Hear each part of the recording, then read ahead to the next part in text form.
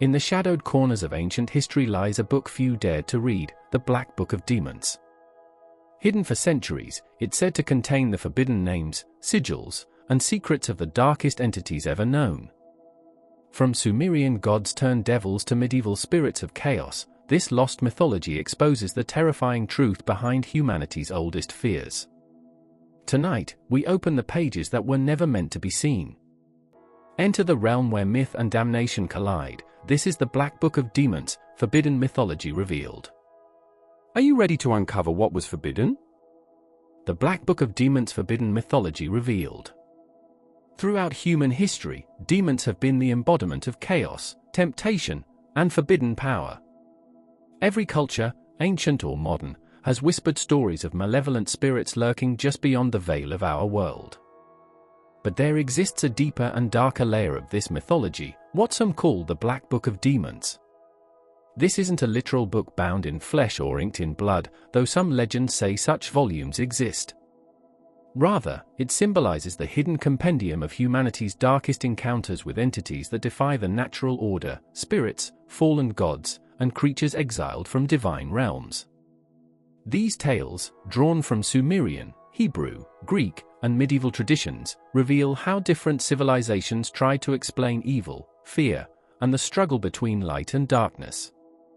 In this exploration, we open the metaphorical pages of the Black Book of Demons, a revelation of forbidden mythology, where gods fall, angels rebel, and humanity stands trembling before the unknown. Chapter 1: The Birth of Darkness, when chaos became conscious. Before demons had names, there was chaos. In nearly every ancient creation myth, the world was born from disorder. From the swirling void, light and darkness emerged, and with them, the forces of good and evil took form. In Mesopotamian mythology, the cradle of many demon tales, chaos was personified as Tiamat, the primordial dragon goddess. She gave birth to monstrous children to avenge her slain husband, Apsu, after the younger gods murdered him. Among her offspring were serpents, scorpion men, and storm demons, creatures that embodied fury, destruction, and vengeance. The hero god Marduk eventually slew Tiamat, but from her divided corpse, the heavens and earth were created. Yet her chaotic essence lived on through her demonic descendants. This myth symbolizes a powerful truth: evil is not a creation of darkness alone, but the lingering residue of creation itself. Similarly, in Egyptian mythology, Apophis, the great serpent of chaos, eternally battled the sun god Ra. Every night, Ra's solar boat would pass through the underworld, where Apophis tried to devour it. This cycle represented the endless struggle between order and chaos, a cosmic war that defined the spiritual worldview of ancient peoples. The birth of demons, then, was not merely about moral evil but about balance and disruption. They were the wild forces that creation could never fully tame. Chapter 2: The Fall of the Divine, Angels Who Became Demons. Perhaps the most influential source of demon mythology comes from the ancient Hebrew and apocryphal texts. These writings tell of heavenly beings who rebelled against divine authority, transforming into beings of darkness. According to the Book of Enoch, a group of 200 angels known as the Watchers descended to earth. They were led by Semiaza and Azazel, who defied God to take human wives. From these unions were born the Nephilim, monstrous giants who devoured humanity and corrupted the earth. The Watchers also revealed forbidden knowledge, how to forge weapons, use enchantments, and summon spirits. Azazel taught humans the art of war and beautification, corrupting both the body and soul.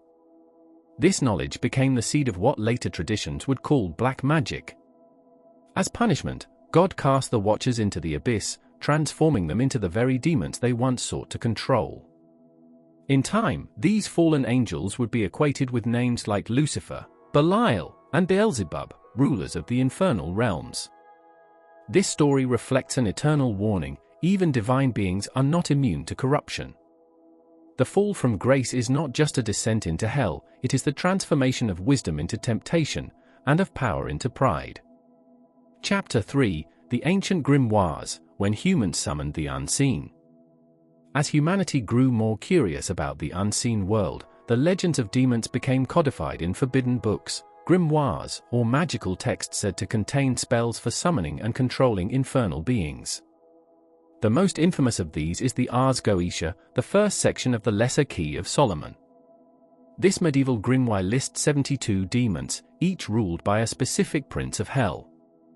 Among them are names like Baal, Agars, Beor, and Asmodeus, each with distinct powers, appearances, and ranks. According to legend, King Solomon, gifted with divine wisdom, bound these demons into a brass vessel and commanded them to build his great temple.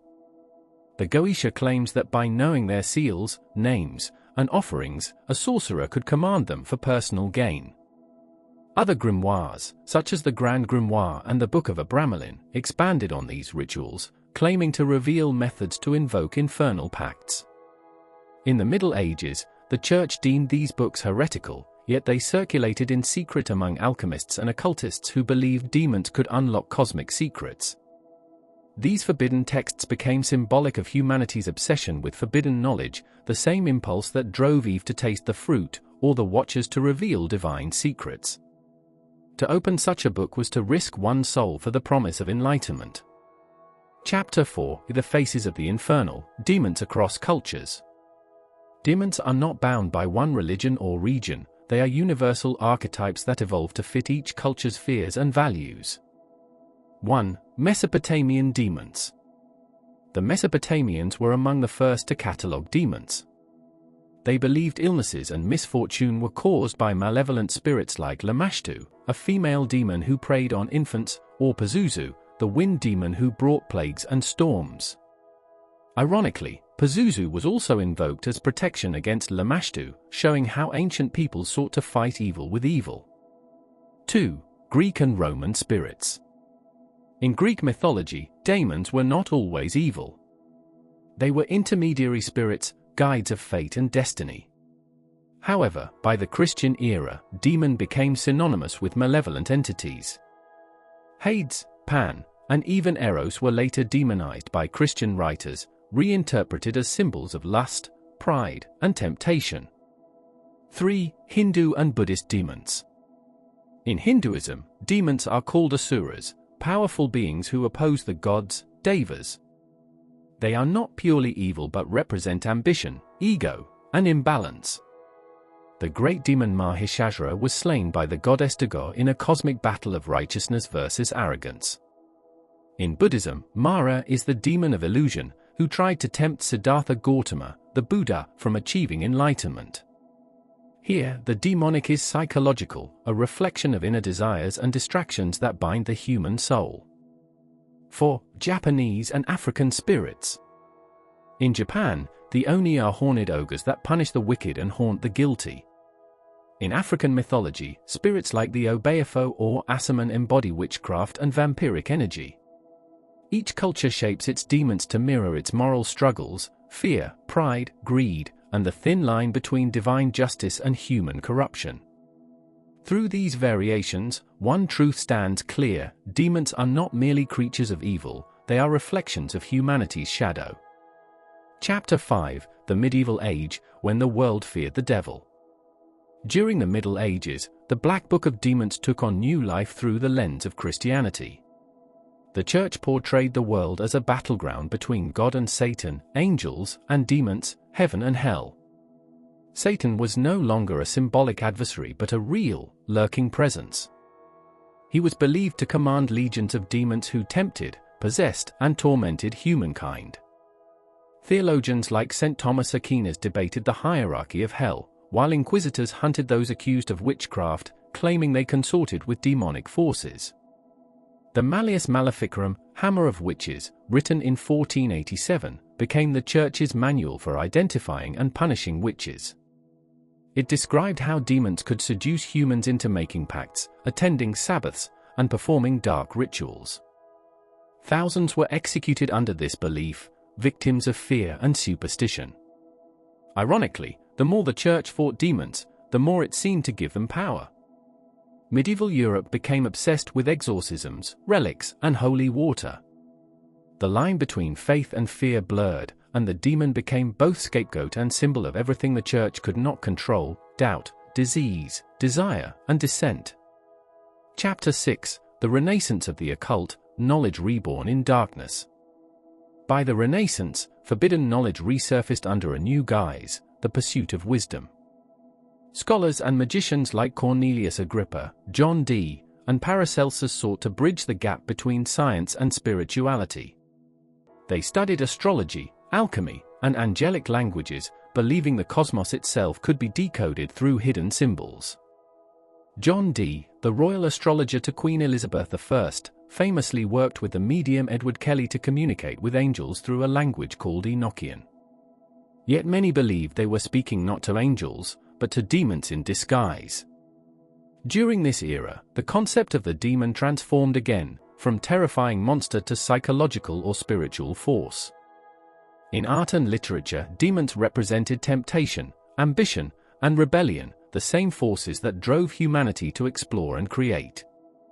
The Black Book of Demons thus evolved from a book of fear to a mirror of human curiosity. It was not only about summoning infernal beings but about confronting the unknown within ourselves. Chapter 7: The Psychological Demon, Shadows of the Mind. In modern times, demons have taken on new meanings through the lens of psychology and philosophy. Carl Jung described the shadow self, the repressed part of our personality that contains instincts, fears, and desires society deems unacceptable. To confront one's shadow is to face the inner demon, not as an external monster, but as the part of ourselves that holds untapped power. Many modern occultists and philosophers interpret ancient demonology symbolically. The 72 demons of Solomon, for instance, can represent aspects of the human psyche, each with its own vice and virtue. To summon a demon is to confront and master a hidden force within the soul. In this sense, the Black Book of Demons becomes a manual for self-awareness. Each demon, lust, greed, wrath, envy, must be named and understood before it can be conquered. What once terrified humanity now serves as a path to enlightenment. Chapter 8: The Forbidden Truth, Why Humanity Needs Its Demons. Why do demons persist across every culture, age, and belief system? Why do we continue to tell stories of the infernal, even in a scientific world? The answer lies in human nature itself. Demons are the language of fear, the way we give form to the chaos we cannot explain. They personify disease, madness, war, and temptation. But they also reveal our moral compass, for one cannot know light without understanding darkness. The Black Book of Demons is not merely a catalogue of monsters, it is a reflection of humanity's relationship with power and morality. Every time we try to suppress or deny evil, it returns in another form, mythological, psychological, or societal. Perhaps this is the ultimate forbidden truth, that the line between demon and human is thinner than we wish to believe. In our quest for knowledge, dominance, or immortality, we often become the very thing we fear. Closing the Black Book. The Black Book of Demons is not a tome to be feared, but to be understood. Within its pages lie the records of humanity's struggle to define good and evil, chaos and order, temptation and transcendence. From the storm demons of Mesopotamia to the fallen watchers of Enoch, from Solomon's infernal kings to the shadows of our own minds, these stories endure because they speak to something eternal. The demon is not only the enemy outside us but the mirror inside. Step into the shadowy world of legends and lore with creatures of myth and mystery, stories that haunt the imagination. From ancient dragons and sirens of the deep to mysterious spirits that linger in the dark, this video uncovers the origins, powers, and haunting truths behind the world's most unforgettable mythical beings. Discover how these stories shaped cultures, inspired fear, and kept the unknown alive through centuries. Are these creatures mere tales, or echoes of something real? Join us on this chilling exploration into myth and mystery. Don't forget to like, share, and subscribe for more tales from the unseen.